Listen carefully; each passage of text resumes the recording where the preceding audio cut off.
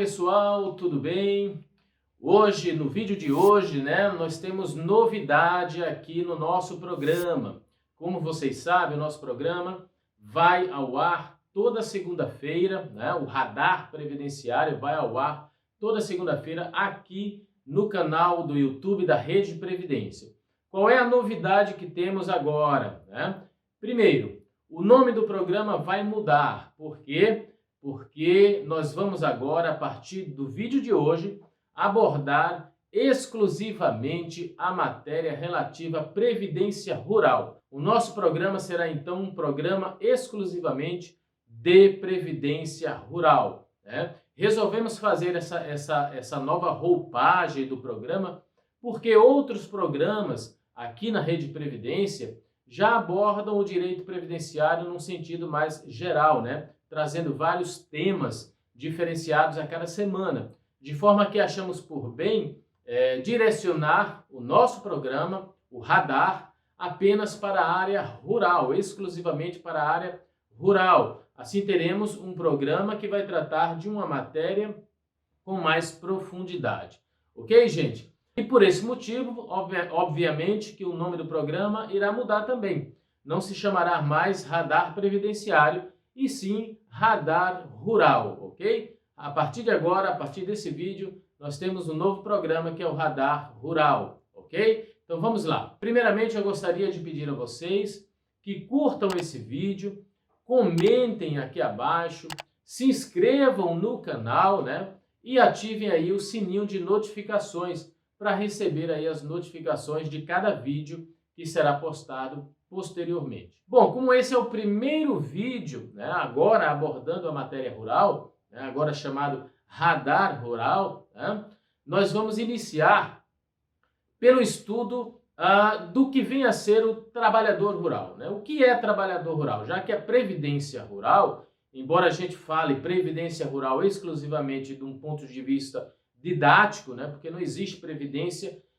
separada, rural separada da previdência em geral. Não, nós temos o regime geral de previdência que inclui aí os segurados urbanos e os segurados rurais. É uma previdência só.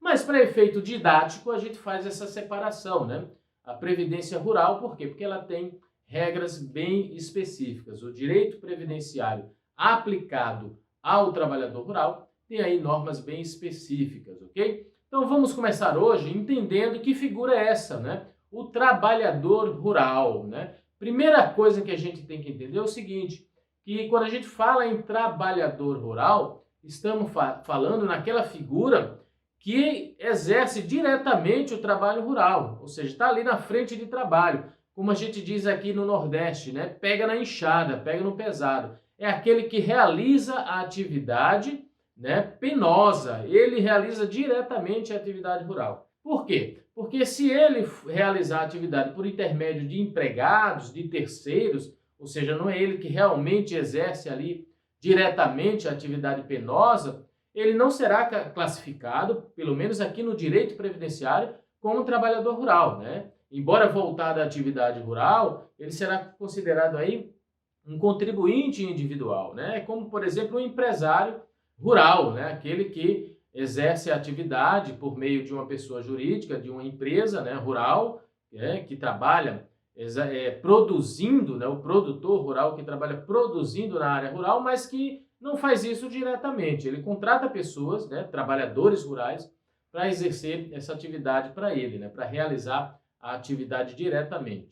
Ou seja, ele não realiza a atividade penosa. Então, nesse caso, ele não será classificado como trabalhador rural. Então, quando a gente falar em trabalhador rural, estamos falando dessa figura, daquele que exerce a atividade diretamente, é aquele que pega na enxada, é aquele que realiza a atividade penosa, E aí nós vamos ter 4 categorias de trabalhadores rurais.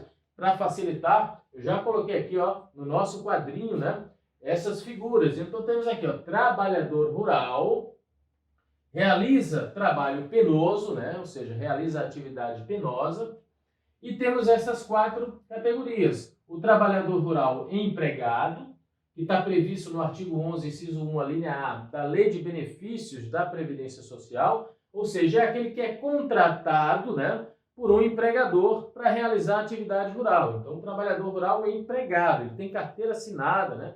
Ainda que não tenha, né, a carteira assinada, esteja, como a gente diz aqui no Nordeste, clandestino, né? Ou seja, não está devidamente formalizado, mas obviamente que se ele comprovar a atividade com vínculo empregatício, ele vai ser considerado trabalhador empregado, ok? Então temos a primeira figura, o trabalhador empregado. A segunda figura, o trabalhador rural eventual, que é aquela figura em que ele presta serviço para diversas empresas rurais, ou empregadores, pessoas físicas também é considerado. Ele presta serviço para diversos empregadores sem vínculo empregatício, né? Ele hoje presta serviço para o empregador A, amanhã presta serviço para o B, e aí ele vai prestando os seus serviços de forma eventual.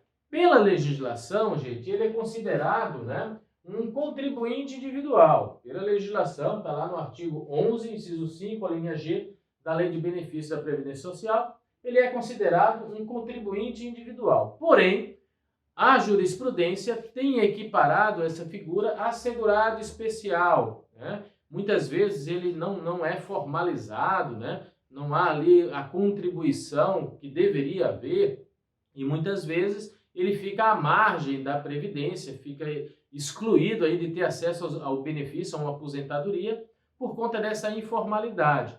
Então, a jurisprudência tem encaminhado nesse sentido, de considerá-lo, inclusive no STJ, equiparado a segurado especial. Mas é o trabalhador eventual, né? Ele recebe diversas nomenclaturas a depender da região do país. Em alguns lugares ele é chamado de boia fria, em outros lugares ele é chamado de calunga, e aqui mesmo no Nordeste, mais para ali para a região do Agreste, do Sertão, ele é chamado de trabalhador de aluguel, né? Então você vai encontrar diversas nomenclaturas, né, para essa figura. A mais comum no Brasil é o boia fria, né? Então falamos em trabalhador rural eventual, estamos falando do boia fria, e a jurisprudência tem equiparado a segurado especial. Embora, repito, a legislação o enquadre como contribuinte individual. Temos também a figura do trabalhador rural avulso, né, que é aquele que exerce a sua atividade por intermédio, né, de um órgão ou de um sindicato, e realiza essa atividade para diversos tomadores de serviço sem vínculo empregatício. É como aqueles trabalhadores urbanos do porto, né, que os navios chegam e eles fazem a descarga dos navios. É muito comum trabalhador portuário nessa categoria urbano, né? Na área rural é mais difícil encontrar, embora a legislação preveja essa figura do trabalhador avulso rural, mas é muito mais difícil encontrar. A literatura relata algumas situações, como por exemplo, houve uma realidade de trabalhadores rurais avulsos na Bahia, lá na colheita do cacau, também do café. Aqui em Pernambuco, me parece, não tenho certeza absoluta, mas me parece que essa experiência de trabalhadores rurais também foi comum lá na região de Petrolina, né, colhendo ali a uva, a maçã, ali na parte que produz frutas, lá em Petrolina. Então, enfim, se esses trabalhadores realizam a sua atividade para diversos tomadores de serviço, sem vínculo empregatício e por intermediação de um órgão gestor de mão de obra ou de um sindicato, e então esses trabalhadores serão considerados trabalhadores rurais avulsos, ok? Essa figura está prevista no artigo 11, inciso 6, da Lei de Benefício da Previdência Social. E, por fim, a quarta categoria, que são os segurados especiais, né? Previsto no artigo 11, inciso 7, da Lei de Benefício. Os segurados especiais, eles podem exercer aí a sua atividade por conta própria, individualmente, ou através aí do regime de economia familiar. É aquela figura de trabalhador rural que não é empregado, né? Não tem um empregador e também não contrata mão de obra empregada, não é empregador de ninguém, né? Embora a legislação permita que ele contrate mão de obra por até 120 dias no ano civil, a gente vai ver isso em próximos vídeos, tá? Mas, via de regra, é aquele trabalhador que exerce atividade por conta própria, em regime de economia familiar, né? Sem intermédio de mão de obra contratada, ok? Então, nós temos, então, essas quatro figuras, né? O que é que a gente vai fazer nos próximos vídeos? Nos próximos vídeos, nós iremos abordar cada uma dessas figuras de forma mais detalhada, ok? Sobretudo a figura do segurado especial, que é uma figura que tem aí diversas nuances, detalhes na legislação e gira em torno do segurado especial as grandes polêmicas, né, na Previdência Social Rural. Ok, gente? Então é isso. Outra informação interessante, né?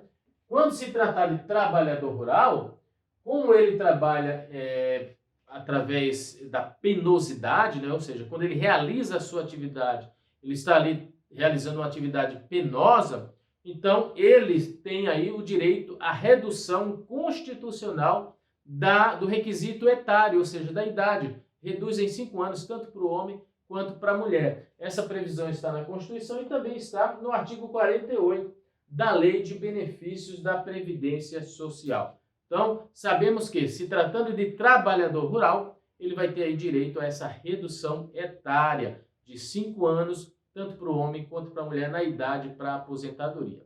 Ok? Por hora, ficamos por aqui com essas informações e nos próximos vídeos traremos informações mais detalhadas de cada uma dessas figuras de trabalhador rural. Ok? Mais uma vez peço a vocês que se inscrevam no canal, né? Ativem aí o sininho de notificações, curtam esse vídeo e compartilhem esse vídeo com os amigos, para que essas informações cheguem aí a mais pessoas, ok? Gente, muito obrigado, até o próximo Radar Rural aqui na Rede Previdência. Tchau, tchau!